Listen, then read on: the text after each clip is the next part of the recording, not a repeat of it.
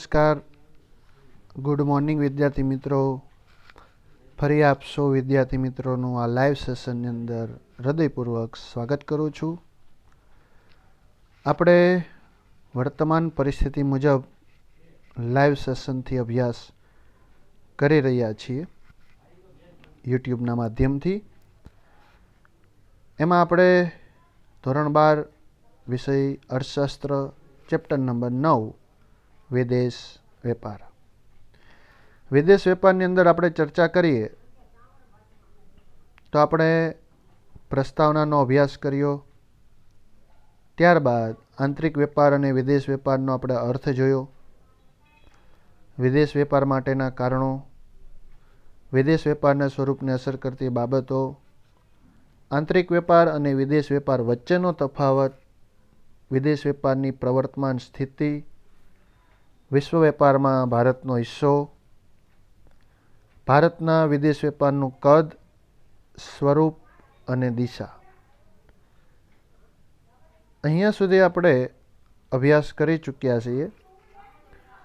હવે આપણે લેણદેણ તુલાનો ખ્યાલ એ ટોપિક ઉપર આવ્યા છીએ અને ત્યાંથી આપણે ચર્ચા છે એ આગળ ચલાવવાના છીએ.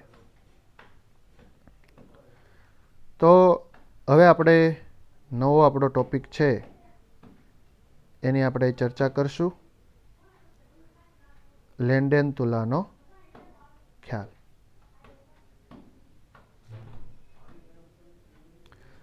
ચલો, હવે ચેપ્ટર નંબર 9ની અંદર આજે 9.8 ટોપિક છે એ અતિ અગત્યનો ટોપિક છે, લેણદેણની તુલાનો ખ્યાલ.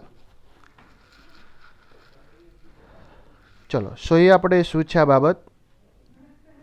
લેણદેણની તુલા એટલે કોઈ એક દેશના અન્ય દેશો સાથેના વેપારના મૂલ્યનું સરવૈયું.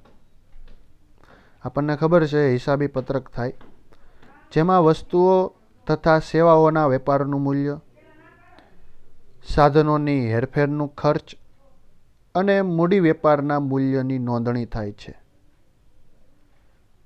તો આ રીતે લેણદેણની તુલા છે એ કામ કરતી હોય છે. આપણે એનો પ્રોપર અર્થ જોઈએ તો વર્ષ દરમિયાન દેશની ભૌતિક અને અભૌતિક, ભૌતિક એટલે વસ્તુઓ અને અભૌતિક એટલે સેવાઓ. અહીંયા તમે એવો શબ્દ પણ લગાડી શકો કે દેશની વસ્તુઓ અને સેવાઓના આયાત નિકાસનું મૂલ્ય દર્શાવતું હિસાબી સરવૈયું એટલે લેણદેણની તુલા. તો ઓવરઓલ આપણે વાત કરીએ તો આ સરસ અર્થ છે, ઝડપથી યાદ રહી જાય. કારણ કે બોર્ડની અંદર પણ આ મતલબ પૂછાતો હોય છે. તો લેણદેણની તુલા છે એ આપણને ઝડપથી ખ્યાલ આવી જાય કે વર્ષ દરમિયાન દેશની ભૌતિક અને અભૌતિક આયાત નિકાસનું મૂલ્ય દર્શાવતું હિસાબી સરવૈયું એટલે લેણદેણની તુલા. તો આ સરસ અર્થ છે. અને અહીંયા જુઓ, મેં તમને જે ચર્ચા કરી એ જ અહીંયા બાબત આવી કે ભૌતિક એટલે વસ્તુઓ અને અભૌતિક એટલે સેવાઓ.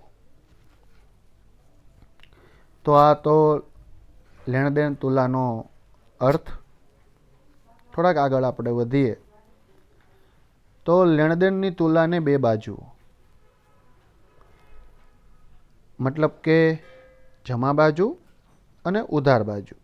બરાબર, ખાસ કરીને કોમર્સના વિદ્યાર્થીઓ હોય, અકાઉન્ટ નામનો વિષય આવતો હોય તો આ બાબત આપ સૌ વિશેષ જાણતા હશો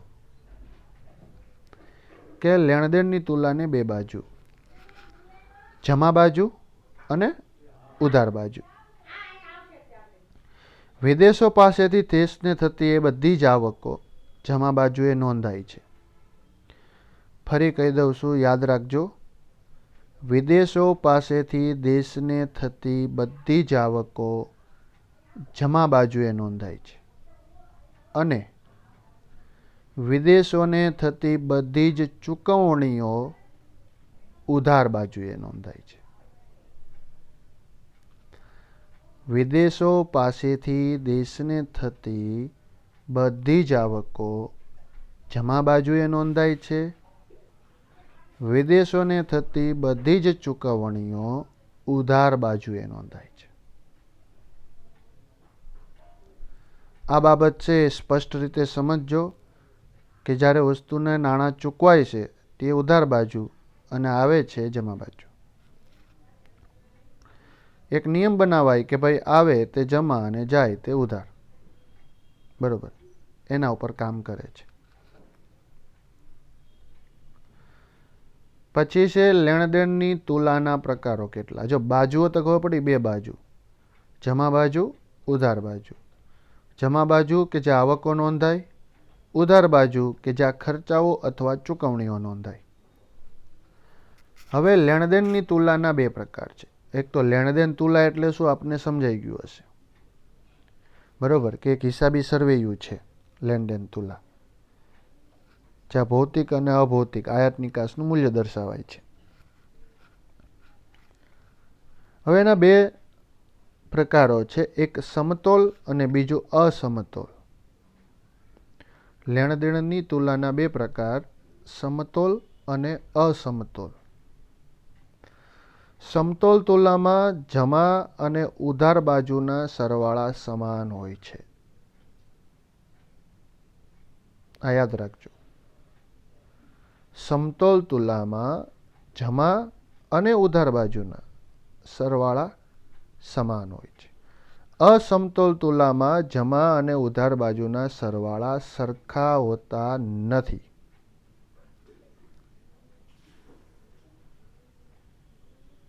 આ બી ખાસ ધ્યાન રાખજો.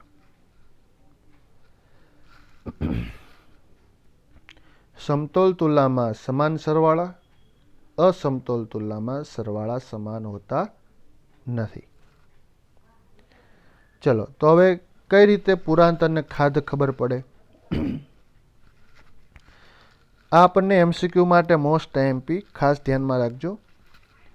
જમા બાજુનો સરવાળો ઉધાર બાજુના સરવાળા કરતા વધુ હોય તો લેણદેણ તુલામાં પુરાંત છે એમ કહેવાય. આ યાદ રાખજો. જમા બાજુ કે જ્યાં આવક નોંધાય છે, ઉધાર બાજુ ચૂકવણી નોંધાય છે, એનો મતલબ પુરાંત આવે, એનો મતલબ આપણી નિકાસ વધારે છે, આયાત ઓછી છે, ત્યારે જ પુરાંત આવે. આ એક વસ્તુ ક્લિયર રાખજો. તો ખાધમાં ઊંધું થઈ જાય કે ભાઈ ઉધાર બાજુનો સરવાળો જમા બાજુ કરતાં વધુ હોય તો ખાધ આવે. એનો મતલબ નિકાસ કરતાં આયાત વધુ હોય ત્યારે ખાધ આવે. $200 નિકાસ કરો, $300 આયાત કરો એટલે -$100 એ તમારી ખાધ છે.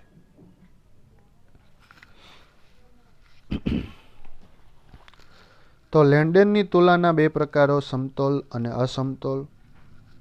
ખાસ ધ્યાન રાખવાનું.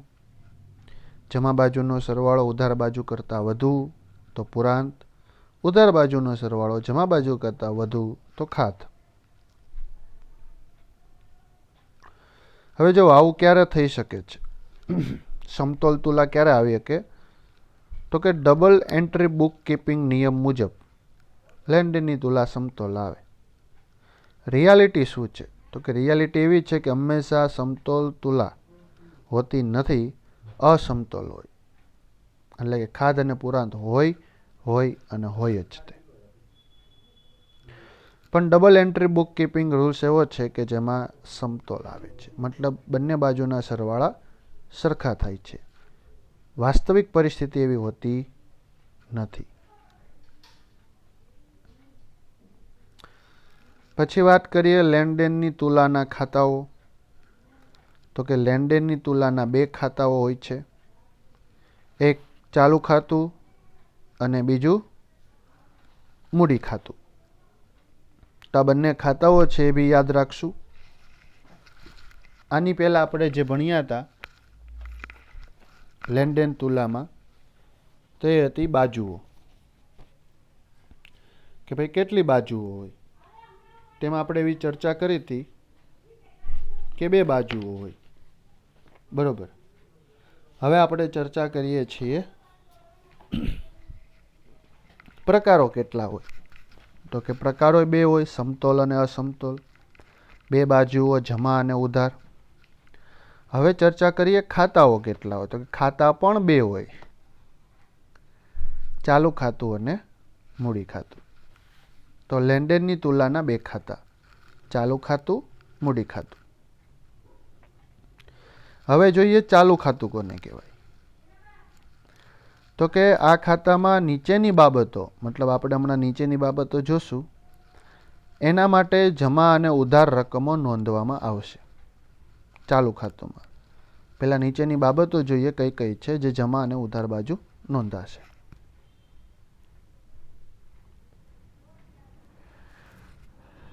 ચાલો પહેલી જોઈએ ભૌતિક વસ્તુઓના વેપારનું મૂલ્ય. ભૌતિક વસ્તુ, દ્રશ્ય વસ્તુ. ભૌતિક વસ્તુઓની નિકાસ કમાણી જમા બાજુ. આપણે પહેલા ચર્ચા કરી હતી જે આવક આવે એ જમા બાજુ નોંધાશે, અને ભૌતિક વસ્તુની આયાત પાછળનો ખર્ચ અથવા ચૂકવણી ઉધાર બાજુએ. આ તો આપણે હમણાં જ તે ચર્ચા કરી હતી કે જે કમાણી અથવા જે આવક આવે છે જમા બાજુ, અને જે ખર્ચ અથવા ચૂકવણી થાય છે એ ઉધાર બાજુ. અહીંયા પણ આપણને એ જ બાબત સમજાવે છે કે નિકાસ કમાણી જમા બાજુ અને આયાત ખર્ચ ઉધાર બાજુ.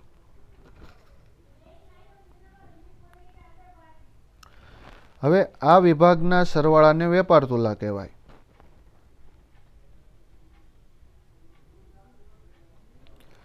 નિકાસ કમાણી, આયાત ખર્ચ બંનેનો જે સરવાળો થાય એને વેપાર તુલા કહેવાય છે.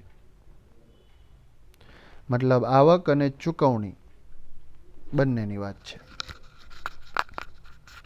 કેટલો રૂપિયો કમાવશો ને કેટલો રૂપિયો ખર્ચ થાય છે બંનેનો સરવાળાને વેપાર તુલા કહે છે. દેશમાં ભૌતિક વસ્તુઓની આયાત ચૂકવણીઓ ભૌતિક વસ્તુઓની નિકાસ કમાણી કરતાં વધુ હોય તો વેપાર તુલામાં ખાધ આવે. તો આ નિયમ આપણે હમણાં અહીંયા જ ઉપર ભણી ગયા. જો અહીંયા આપેલો જ છે કે ઉધાર બાજુનો સરવાળો જમા બાજુના સરવાળા કરતાં વધુ હોય તો લેણદેણની તુલામાં ખાધ આવે. અહીંયા તમને ઉદાહરણથી સમજાવેલું છે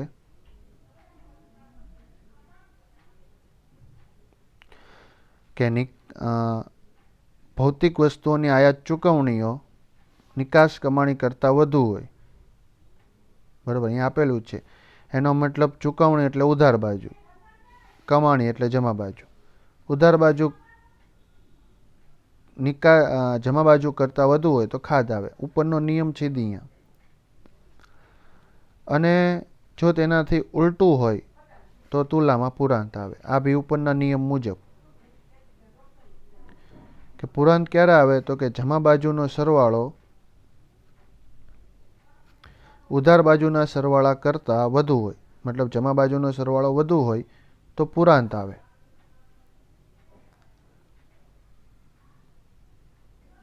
ચલો, તો આ વસ્તુ સમજાઈ ગઈ હશે. અને ભૌતિક વસ્તુઓની નિકાસ કમાણી અને ભૌતિક વસ્તુઓની આયાત પાછળનો ખર્ચ બંને વિભાગના જે સરવાળા થાય એને વેપાર તુલા તરીકે ઓળખવામાં આવે છે. કે ભાઈ આવક કેટલી આવી, ચૂકવણી કેટલી થઈ, આ બંને વિભાગના સરવાળા થાય. આવકનો સરવાળો, ચૂકવણીનો સરવાળો. તો જે આખું બેયના સરવાળા થયા એને કહેવાય વેપાર તુલા. ઘણા વિદ્યાર્થીઓ આ ટોપિક સમજતી વખતે એવું સમજશે કે સર આ સરવાળો એટલે ચૂકવણી પ્લસ ખર્ચો એમ કરવાનું. નહીં, આવકોનો સરવાળો, ચૂકવણીનો સરવાળો, એ બે જે સરવાળા થયા એને વેપાર તુલા કહેવાય. એમ માઇનસ પ્લસ નથી કરવાનું કે ભાઈ આવકમાંથી ખર્ચ માઇનસ. બંને વિભાગો છે. એક કમાણીનો વિભાગ છે એટલે કે નિકાસવાળો, એનો નીચે સરવાળો થાય, બીજી બાજુ આયાત પાછળનો ખર્ચવાળો વિભાગ છે એનો સરવાળો થાય, એને વેપાર તુલા કહેવાય. અને બોર્ડમાં આ વસ્તુ બહુ અગત્યની છે, ખાસ યાદ રાખજો કે ક્યારે ખાધ આવે ને ક્યારે પુરાંત આવે. જમા બાજુનો સરવાળો વધુ તો ખાધ, ઉધાર બાજુનો સરવાળો વધુ તો પુરાંત. જમા બાજુનો સરવાળો વધુ તો પુરાંત આવે અને ખાધ બાજુનો સરવાળો વધુ હોય ઉધાર બાજુનો તો ખાધ આવે. પુરાંત એટલે વધતી રકમ થાય અને ખાધ એટલે ઘટતી રકમ થાય. આ બી યાદ રાખી લેજો, કામ લાગશે. ચલો, તો જમા બાજુનો સરવાળો એટલે પુરાંત અને ઉધાર બાજુનો સરવાળો વધુ એટલે ખાધ. આ એક આપણને MCQમાં આવી શકે તો યાદ રાખી લેજો. પછી છે કે અભૌતિક સેવાઓના નિકાસ કે આયાતથી થતી આવક અને જાવકની નોંધ પણ ચાલુ ખાતામાં થાય છે. અભૌતિક સેવાઓના નિકાસ કે આયાતથી થતી આવક કે જાવક, નિકાસથી આવક થાય, આયાતથી જાવક થાય, તે ચાલુ ખાતામાં જ નોંધાય છે. એનો મતલબ 1 અને 2ના સંયુક્ત સરવાળાને ચાલુ ખાતાની તુલા કહેવાય. 1 એટલે ભૌતિક વસ્તુઓ અને 2 એટલે અભૌતિક સેવાઓ. ભૌતિક વસ્તુ પ્લસ અભૌતિક સેવાઓ આ બંનેના સંયુક્ત સરવાળો થાય એને ચાલુ ખાતાની તુલા કહે છે. આપણે હમણાં ઉદાહરણ જોશું કોષ્ટકવાળું, પણ અત્યારે થિયરિકલ સમજો.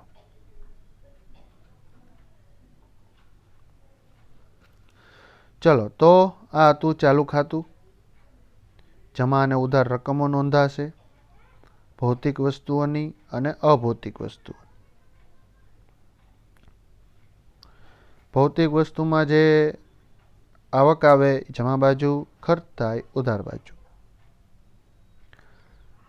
જો ચૂકવણીઓ કમાણી કરતાં વધુ હોય તો ખાધ, કમાણી ચૂકવણીઓ કરતાં વધુ હોય તો પુરાંત આવે. અને પછી અભૌતિક સેવાઓની આયાત નિકાસ છે એ આવક જાવકમાં નોંધ થાય. બંનેનો સરવાળો થાય એટલે એ ચાલુ ખાતાની તુલા કહેવાય.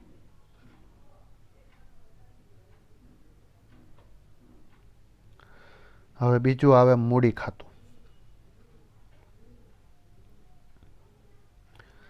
આ ખાતામાં એક દેશના અન્ય દેશો સાથેના મૂડી વ્યવહારોનું મૂલ્ય નોંધાય.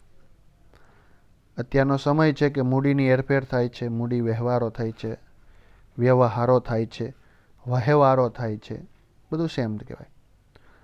કેવા વ્યવહારો? તો કે જેમ કે બોન્ડ, શેર, સોનું, મૂડી પ્રકારનું ધિરાણ અથવા સ્થાયી ધિરાણ. મતલબ મૂડી પ્રકારનું ધિરાણ એટલે હેરફેરવાળું, બરાબર, અને સ્થાયી ધિરાણ પરમેનન્ટ ધિરાણ થતું હોય, મૂડીરોકાણ એવું. તો આ જે છે બાબત એ મૂડી ખાતામાં નોંધાય. બોન્ડ, શેર, સોનું, ધિરાણ, સ્થાયી મૂડીરોકાણ. હવે ચાલુ ખાતું અને મૂડી ખાતા આ બંનેના જે સરવાળા થાય એને લેણ દેણની તુલા કહેવાય. એ તો આપણે આની પહેલાં ઉપર જ ભણ્યા હતા કે લેણ દેણની તુલા કોને કહે છે. તો અહીંયા આપણે બાબત જોઈ હતી કે બે બાજુઓ હોય જમા અને ઉધાર. આવક આવે જમા બાજુ, ચૂકવણીઓ થાય ઉધાર બાજુ. ચલો, તો હવે આપણે જોઈએ મૂડી ખાતેની બાબત કે જેની અંદર કઈ બાબત નોંધાય છે. પછી ચાલુ ખાતું અને મૂડી ખાતાનું સંયુક્ત ખાતું બને અને એનો જે સરવાળો થાય એને કહેવાય લેણ દેણની તુલા. ખાલી ચાલુ ખાતાનો સરવાળો થાય તો એને ચાલુ ખાતાની તુલા કહેવાય. સંયુક્ત સરવાળો થાય તો લેણ દેણની તુલા કહેવાય.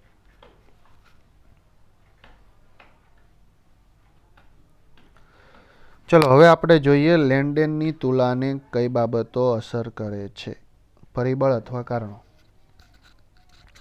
કે જે લેણ દેણની તુલાને અસર કરતા હશે? તો કે લેણદેણની તુલાને અસર કરતા પરિબળો એટલે કે દેશમાં આયાત, નિકાસ, મૂડીની હેરફેર, સાધનની હેરફેર, મતલબ ઉત્પાદકીય સાધનો, જમીન, મૂડી, શ્રમ, નિયોજક, મૂડીરોકાણ અને ધિરાણ વગેરેને અસર કરતા પરિબળો. કારણ કે આ જ આયાત નિકાસમાં થશે. આ જે પરિબળો છે એનો શા માટે અભ્યાસ કરીએ છીએ? તો કે એ તુલામાં પુરાંત અથવા ખાધ લાવે છે, એટલા માટે આપણે આ વસ્તુ છે તેનો અભ્યાસ કરવો છે. ઘણીવાર આ પરિબળો પુરાંત લાવે છે તો ઘણીવાર આ પરિબળો ખાધ લાવે છે. ચલો, હવે આ સવાલ તમારા માટે મોસ્ટ આઈએમપી છે, ટીક કરી નાખજો. લેણદેણની તુલાને અસર કરતા પરિબળો વર્ણવો. મોસ્ટ આઈએમપી ક્વેશ્ચન્સ, ખાસ યાદ રાખજો. જો લેણદેણ તુલાનો પરિચય પણ આપને પૂછાઈ શકે છે, જેમાં તમારે સૌથી પ્રથમ એનો અર્થ લખવાનો, પછી એની બે બાજુઓ જમા અને ઉધાર, એના બે પ્રકારો સમતોલ અને અસમતોલ, અને એના ખાતાઓ ચાલુ ખાતું અને મૂડી ખાતું, આટલું સમજાવવાનું રહેશે. સહેલો ટોપિક છે, કાંઈ અઘરો નથી, પણ કેટલી બાબતો દર્શાવવી એ જરૂરી છે. તો આ રીતે તમારે દર્શાવવાનું રહેશે. હવે વાત કરીએ લેણદેણની તુલાને અસર કરતા પરિબળોની. તો પહેલું તો છે હુંડિયામણનો દર. આપણે જ્યારે શરૂ કર્યું હતું ત્યારે આપણે એક બાબત સમજ્યા હતા કે જો આપણી નિકાસ વધારે હોય અને આયાત ઓછી હોય તો આપણને હુંડિયામણ સસ્તું મળે છે, પણ નિકાસ ઓછી અને આયાત વધારે હોય તો આપણને હુંડિયામણ મોંઘું મળે છે. તો સીધી વસ્તુ છે કે જ્યારે આપણને જો હુંડિયામણ સસ્તું મળતું હોય, મતલબ એક્સચેન્જ રેટ છે એ ઓછો હોય તો આપણે પુરાંત આવે, અને જો વધુ હોય તો આપણે ખાધ આવે. બીજી બાબત જોઈએ, તે બાબત એવી છે કે વેપાર થતી વસ્તુઓ અને સેવાઓની પોતાના દેશમાં તથા વિદેશોમાં, બરોબર, કિંમત શું છે? આ બી વસ્તુ બહુ ઇફેક્ટેડ છે. ઘણીવાર વિદેશ વેપાર છે એટલે વિદેશોમાં કિંમત વધુ મળે એ આવકારદાયક છે, અને ઘણીવાર હુંડિયામણ દર જાળવવા માટે પોતાના દેશમાં પણ પૂરતા ભાવ મળી રહેવા જોઈએ. નકર આ કિંમત છે એ અસર કરતી હોય છે, ખાધ અથવા પુરાંત લાવી શકે છે. તો દેશમાં કેટલી કિંમત છે અને વિદેશમાં કેટલી કિંમત છે એ પણ બાબત અતિ અગત્યની બાબત છે લેણદેણ તુલાને અસર કરવામાં. પછી વેપાર થતી વસ્તુઓની વિવિધતા અને ગુણવત્તા. જો પુરાંત આવે છે એનો મતલબ તો કે વિશ્વકક્ષાએ વસ્તુઓની વિવિધતા સ્વીકારવાની, ગુણવત્તા સ્વીકારવાની. જો ખાધ આવે છે તો એનો મતલબ ગુણવત્તામાં વસ્તુ નબળી હશે, સેવા નબળી હશે, તો અસર કરે છે બાબત. પછી અનિવાર્ય આયાત. ઘણીવાર એવું થાય કે આપણે અમુક એવી બાબતો છે કે જે ફરજિયાત આપણે આયાત કરવી જ પડે, જેમ કે પેટ્રોલ. એમાં ઓપ્શન નથી આપણી પાસે, આપણે ફરજિયાત એની આયાત કરવી પડે છે, તો એ પણ અસર કરશે. પછી છે દેશના આર્થિક વિકાસનું સ્તર. દેશ વિકાસની કક્ષામાં મધ્ય છે, નિમ્ન છે કે ઉચ્ચ છે, એના આધારે લેણદેણ તુલા છે એ આપણને જોવા મળશે.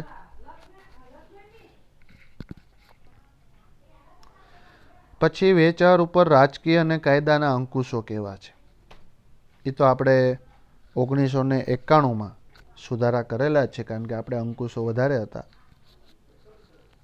અને રાજકીય રીતે પણ દેશમાં જ્યારથી એનડીએ સરકાર આવી છે, મોદી સરકાર, ત્યારથી રાજકીય પ્રયત્નો ખૂબ સારા થયા છે અને કાયદાકીય અંકુશો પણ આપણે ઉદારીકરણની નીતિ દ્વારા સુધારેલા છે. પછી બાબત છે કે વેપારને આધાર આપતી સુવિધાઓ જેમ કે વાહન વ્યવહાર, સંદેશા વ્યવહાર કે અન્ય આંતરમાળખાકીય સુવિધાઓ જેમ કે શિક્ષણ છે, સારા રોડ રસ્તા છે, એ બધું બાબત, વીજળી છે, પાણી છે, એ બધું, એ સુવિધાઓ કેવી છે એના આધારે પણ લેણદેણ તુલા ઉપર અસર જોવા મળી શકે છે. પણ યાદ રાખવાનું કે કા ખાધ આવશે, કા આવશે પુરાંત.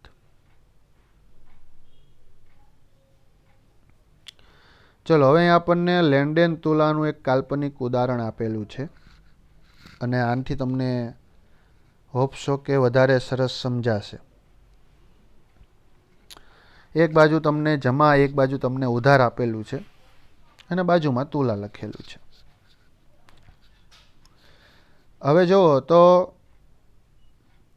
ચાલુ ખાતું છે એમાં નિકાસ લખી છે અને એક બાજુ તમને આયાત લખી છે.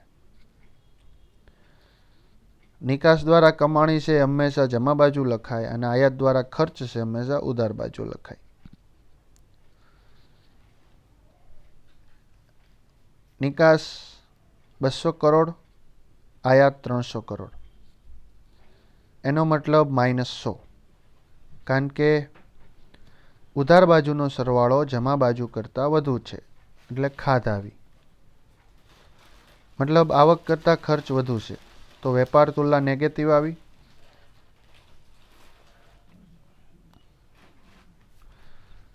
ચાલુ ખાતુંમાં હું આગળ વાત કરું તમને તો સેવાઓની નિકાસ 100, મૂડીમાંથી મળતી આવક 100 અને એક તરફી આવકો 200. બીજી તરફ તમે આયાતો જોશો તો આયાતો 200, મૂડી ઉપર ચૂકવણીઓ 200 અને એક તરફી ચૂકવણીઓ 100. ચાલુ ખાતાના બંને સરવાળા કરો એટલે વેપાર તુલા થાય. બરોબર, બંને વિભાગોના સરવાળો કરો એટલે વેપાર તુલા થાય. તો જમા બાજુનો સરવાળો 600, ઉધાર બાજુનો સરવાળો 800. તો આ રીતે તમે ચાલુ ખાતું જોશો તો -200 આવ્યું કારણ કે આવક કરતાં ખર્ચ વધી ગયો. તો આમ તમારે જમા બાજુનો સરવાળો માઇનસ ઉધાર બાજુનો સરવાળો કરો એટલે -200 એટલે ચાલુ ખાતાની તુલા ખાધ આવી. ઉપર પણ ખાધ જ હતી, નીચે પણ ખાધ આવી. તો આમ આ ચાલુ ખાતું છે જેમાં ભૌતિક અને અભૌતિક બંને બાબતોના સરવાળા થાય છે જે વેપાર તુલા કહેવાય છે. અને ભૌતિક અને અભૌતિક બંને વિભાગોના સરવાળા થઈને ચાલુ ખાતાની તુલા બને જે -200 આવી. આ ચાલુ ખાતું, જો તમે અહીંયા ઉપર જોશો ચાલુ ખાતું, તેમાં બે બાબત આવે, એક ભૌતિક વસ્તુઓ અને એક અભૌતિક વસ્તુઓ. તો જો તમે મૂડી ખાતાની ઉપર લખ્યું છે કે 0.1 અને 0.2 અથવા રોમનમાં લખ્યું છે કે 1 અને 2ના સંયુક્ત સરવાળાને ચાલુ ખાતાની તુલા કહેવાય. હવે અહીંયા શું કરેલું છે એ લોકોએ, તો કે અહીંયા પણ તમે જોશો તો ચાલુ ખાતું લીધું છે.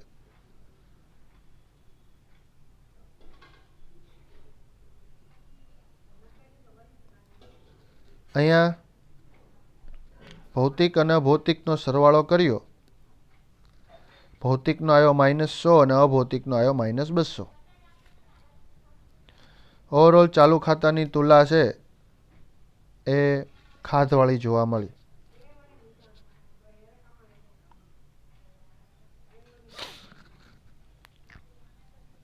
હવે આપણે મૂડી ખાતું જોઈએ.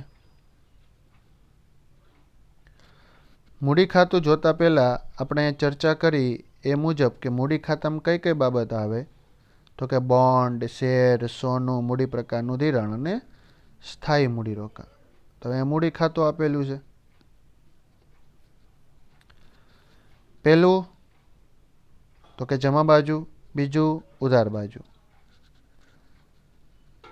હવે તમે જોશો તો લાંબા ગાળાનું ઋણ 200, ટૂંકા ગાળાનું ઋણ 100, સોનાનું વેચાણ 100, ઓવરઓલ સરવાળો થયો મૂડી ખાતાનો 400. બરોબર છે. આ આવક છે. હવે જાવક શું છે તો કે લાંબા ગાળાનું ધિરાણ લીધું એને 800 કરોડ, ટૂંકા ગાળાના ધિરાણના 800 કરોડ ચૂકવ્યા અને સોનું જે ખરીદી કરી 500 કરોડની એની ચૂકવણી કરી. તો ન્યા થઈ ગયા 190. બરોબર. અને ગણતરીની ભૂલ થઈ છે એટલે +100 કરીને 200 કર્યા છે. ટૂંકમાં કાંઈક કેલ્ક્યુલેટિવ મિસ્ટેક છે, અમુક નોંધ નથી થઈ એટલે +100 કરીને 200 કર્યા. તો હવે મૂડી ખાતાની તુલના કેમ આવે તો કે મૂડી ખાતાની જમા બાજુનો સરવાળો માઇનસ મૂડી ખાતાની ઉધાર બાજુનો સરવાળો. તો ત્યાં તમે જોશો તો પ્લસ શું આવ્યું? 200 આવ્યું. તો ડબલ એન્ટ્રી બુક કીપિંગ નિયમ મુજબ શું થાય તો કે બંને બાજુના સરવાળા સમાન હોય. તો નિયમ મુજબ કરો તો કુલ જમા 100, કુલ ઉધાર 1000, બંને 1000 એટલે લેણદેણની તુલા આવી ગઈ 0. પણ નીચે સરસ એક શબ્દ આપ્યો છે કે વાસ્તવમાં કોઈ પણ દેશની લેણદેણની તુલામાં ખાધ અથવા પુરાંત હોઈ શકે છે. તો નીચે આપેલું જ છે. ચલો હવે આપણે આવતા લેક્ચરમાં ભણશું હુંડિયામણના દરનો ખ્યાલ. આજનો લેક્ચર આપણે અહીંયા સુધી રાખીએ છીએ. હોપસો તમને બધાના સરળ ટોપિક છે એ સમજાઈ ગયા હશે. અને આવતા લેક્ચરમાં આપણે હુંડિયામણના દર ઉપરનો જે ટોપિક છે એની ચર્ચા કરવાના છીએ. તો આજનો લેક્ચર અહીંયા સુધી. ફરી મળશું. ત્યાં સુધી બધા વિદ્યાર્થી મિત્રોને આવજો, પણ અભ્યાસ કરતા રહેજો.